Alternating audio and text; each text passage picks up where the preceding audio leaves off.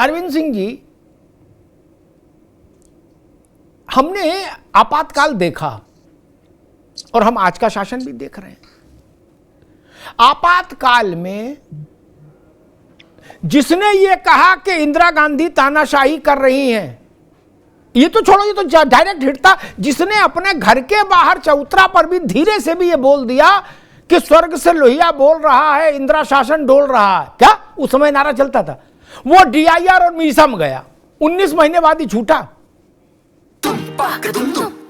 अरे श्रीमती जी, कुछ तो सस्ता लो, बचत करो। नहीं श्रीमान जी, सब बढ़िया लो, रहने दीजिए। इसमें क्या खास बात है? थोड़े में ज्यादा स्वाद, यही तो है इसकी खास बात। वाह मामा, क्या स्वाद है। अरे मेरे राजा, राजा और मसाला।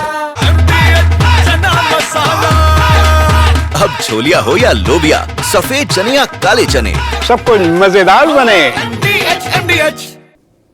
देश में तानाशाही है, ये बोलने की आजादी नहीं थी किसी को। अपने मन में ही बोल सकते थे, कंठ से बोलेंगे तो अंदर जाएंगे। आज मैं ये देख रहा हूं कि सारे विपक्ष के नेता, चाहे वो छोटे हों चाहे बड़े हो, सब टीवी पर, पॉडकास्ट पर, ब्रॉडकास्ट पर, अखबार में, रैली में, मेला में, रेला में, मंच से, माइक पर ये बोल तो पा रहे हैं नहीं। मुझे लगता है ये भी एक बुनियादी अंतर है अरविंद जी। देखिए अमिताभ जी, इमरजेंसी देश लगा और इमरजेंसी लगने के बाद भारत की लोकतंत्र की सांसें कैसे रोकने की कोशिश की गई, मैं किसी राजनीतिक नेता के बयान को नहीं तो दो साहित्यकारों के कविताओं को कोट करना चाहता हूं। दो साहित्यकारों का नाम लेना चाहता हूं। एक है बाबा नागार्जुन और दूसरे डॉक्टर धर्मवीर भारती। इन दोनों को किसी पार्टी से नहीं जोड़ा जा सकता है। उस समय बहुत एक ऐतिहासिक कविता लिखी थी धर्मवीर भारती ने, मुनादी। उस स्पष्ट हो जाएगा कि इमरजेंसी में हालात कैसे थे। धर्मवीर भारती लिखते हैं कि जीप अगर बादशाह का है, जीप अगर बादशाह का है तो उसे बच्चे के पेट पर से गुजरने का अधिकार क्यों नहीं है? आखिर सड़क भी तो बादशाह का ही है ना। तो मतलब बादशाह जो चाहे वो करे, अपने बच्चे को, अपने जीप को बच्चे के पेट पर से गुजारता है, बच्चे को रोकता है। तो इमरजेंसी में उस समय के तानाशाह को, उस समय के शासक को वो भी अधिकार हासिल था और संसद के अधिकार को, न्यायपालिका के अधिकार को सीमित कर दिया गया था। मैं एक बात कह के अपनी बात पूरी करूंगा। देखिए, इमरजेंसी केवल लक्षण था। मूल बीमारी क्या है? मूल बीमारी है नेहरू गांधी परिवार की सेंस ऑफ इंटाइटलमेंट की सोच। और इसी सोच के कारण जब पंडित जवाहरलाल नेहरू को 1946 में 17 राज्यों में से एक भी राज्य का समर्थन नहीं हासिल था, तो उनको उप प्रधानमंत्री बनाया गया, कार्यवाहक प्रधानमंत्री। और इसी सोच के आधार पे 1974 में कांग्रेस के तत्कालीन अध्यक्ष ने कहा, Indira is India and India is Indira. और इसी सोच के कारण अमिताभ जी 12 जून 1975 को जब इलाहाबाद हाई कोर्ट के जगमोहन लाल सिन्हा के बेंच ने कहा कि श्रीमती इंदिरा गांधी का जो चुनाव है अवैध है और वो संसद में नहीं जा सकती, जब कुर्सी खतरे में पड़ा, तो सेंस ऑफ इंटाइटलमेंट ने कहा कि कुर्सी पर केवल और केवल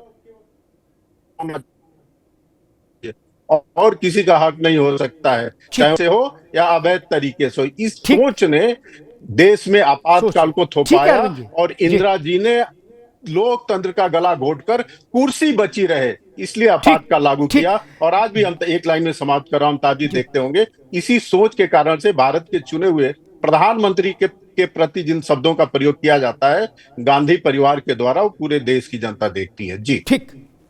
विवेक जी, आपकी पार्टी कह रही है कि वो घोषित इमरजेंसी थी, इस वक्त भी अघोषित इमरजेंसी चल रही है। मेरा आपसे, आपकी पार्टी से प्रश्न, इमरजेंसी में कोई भी आदमी वो सब बोल सकता था उस समय की सरकार को लेकर, उस समय के प्रधानमंत्री को लेकर, जो आप लोग आज बोल रहे हो इस समय की सरकार और प्रधानमंत्री के लिए। क्या इमरजेंसी में कोई बोल के बाहर रह सकता था? सिर्फ मेरा एक लाइन का प्रश्न, क्या इमरजेंसी में जो आजकल आप बोल रहे हो, आपके प्रवक्ता बोल रहे हैं, वक्ता बोल रहे हैं, नेता बोल रहे हैं, राहुल जी बोल रहे हैं, खड़गे जी बोल रहे हैं, क्या इसका दशमांश भी बोलकर कोई माई का लाल मीसा डीआईआर के तहत बिना अंदर जाए रह सकता था क्या? जयप्रकाश जी से शुरू करो और गुड्डू पप्पू तक सब जेल में थे, और जेल की लिस्ट मालूम कौन देता था? हमने किताब में पढ़ने की जरूरत नहीं इमरजेंसी, ये मुगलों का शासन थोड़ी ना, ये तो हमने आंखों देखा। युवक कांग्रेस के लड़के लपाड़े जो नाम लिख के दे देते सादा पर्चे पर, उन्हीं की गिरफ्तारी हो जाती डीआईआर में, मीसा में। विवेक जी, क्या इंदिरा जी की वो आलोचना संभव थी इमरजेंसी में जो आज नरेंद्र मोदी की आलोचना आप कर पा रहे हैं? विवेक जी। अमिताभ जी, इमरजेंसी के बारे में पूरी भारतीय जनता पार्टी 11 सालों से बता रही है, हर साल बताती इसको है। आपने बताया, अभी और लोग बताएंगे ये जी। तो वो सारी बातें आपकी सही हैं, लेकिन जो कांग्रेस ने कहा है कि अघोषित इमरजेंसी, ये 200% सत्य है। ये नहीं, मैंने तो विनम्र अब सवाल पूछा, क्या आप नहीं, इंदिरा जी के समय में जो इंदिरा जी है वही नरेंद्र मोदी है, दोनों कुर्सी एक? क्या कोई इंदिरा गांधी की ऐसे टीवी पे बैठ के आलोचना कर सकता था?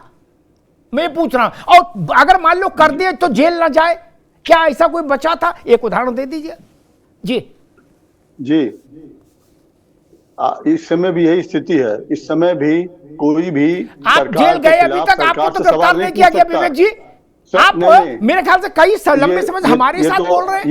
ये तो आप सब लोगों की शुभकामनाएं हैं, नहीं अच्छे लोगों राहुल जी खड़गे, एक मिनट विवेक जी, विवेक जी एक मिनट रुके। राहुल जी, खड़गे जी और 100 नेता बड़े गिन लीजिए, क्या कोई जेल गया?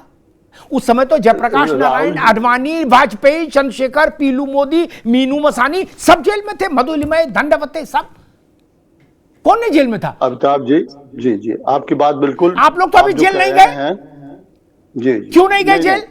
आप ताकतवर हैं इसलिए जेल नहीं गए क्या? अमिताभ जी, आपकी बात सारी अभी और लोग कहेंगे, सबको आत्मसात करते हुए 11 सालों से देश पूरा सुन रहा है। एक एक पन्ना अभी शायद पूरे नहीं हो पाए, आपातकाल के हैं, जो भी भाजपा अभी भी कुछ पन्ने और खोल रही है, 11 सालों में पन्ने नहीं खोल पाए। लेकिन एक चीज मैं कहूंगा, मैं जनता की बात वो कहूंगा, ज्यादा तथ्यों में नहीं, तथ्य वाले विद्वान लोग बैठे हैं, तथ्य की बात करेंगे कि आज जब भी कोई बात होती है नोटबंदी की, जीएसटी की, कोरोना के टाइम की, तो उसका जवाब हमें हर जगह पे यही मिला कि उसके बाद तो हम जीत के आ गए। तो जनता ने कहा उसको माना।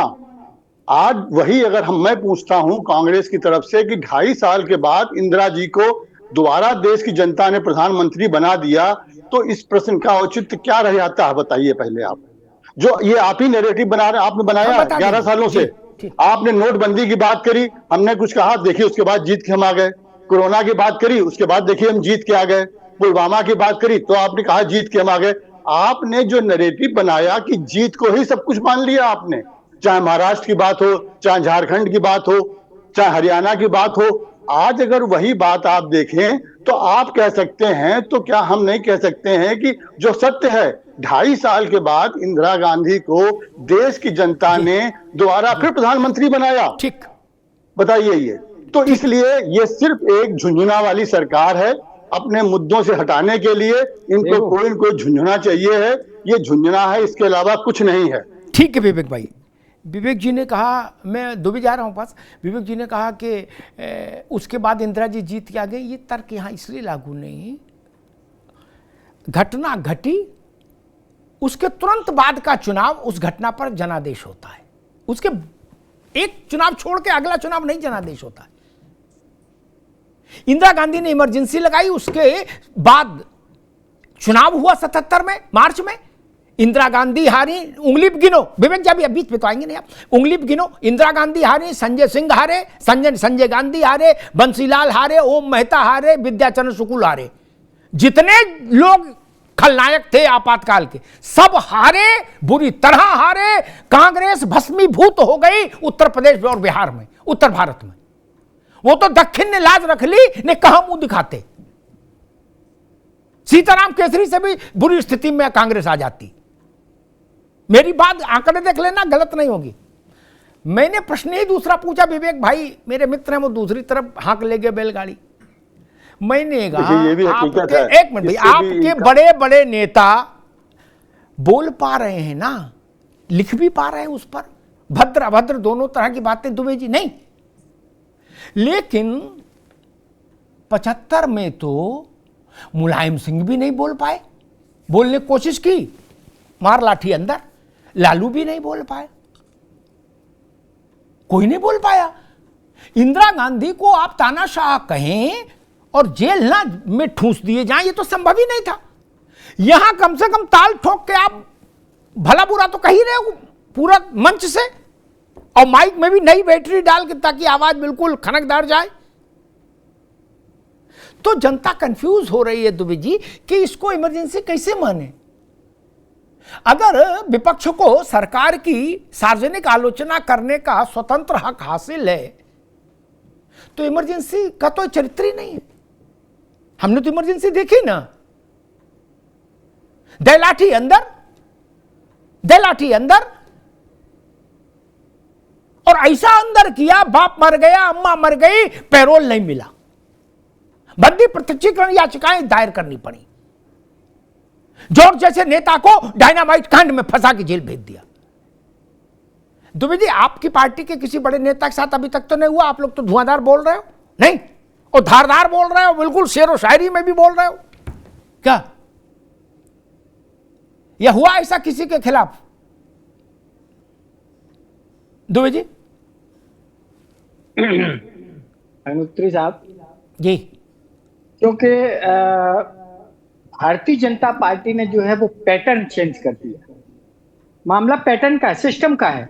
इस सिस्टम को किस तरीके से हम चेंज करके वही सब चीज जो कांग्रेस कर रही थी वही सब चीज, अगर मान लीजिए आपको जेल भी भेज दे तो क्या समस्या आ जाएगी? मान लीजिए आपको जेल ही भेज दे तो क्या समस्या आ जाएगी? कुछ नहीं, जा रहे आप जेल में चले जाएंगे। जा रहे नहीं, आपसे मेरा मतलब जो लोग मैटर करते हैं आपकी पार्टी में, मान लीजिए वो लोग जेल चले जाएं तो चले ही जाएंगे। इमरजेंसी में जयप्रकाश जी जेल चले गए, किसी ने रोक लिया था क्या? नहीं ना। तो राजनीति में जेल जाना कोई वो थोड़ी है। नहीं ना बाबू, ऐसा ना कहो। नहीं अभी जो लोग राजनीति कर रहे हैं दुबे जी, ये एक मिनट दुबे जी, ऐसा ना कहो। अरे श्रीमती जी कुछ तो सस्ता लो, बचत करो। नहीं श्रीमान जी, सब बढ़िया लो, रहने दीजिए। इसमें क्या खास बात है? थोड़े में ज्यादा स्वाद, यही तो है इसकी खास बात। वाह मामा, क्या स्वाद है। अरे मेरे राजा,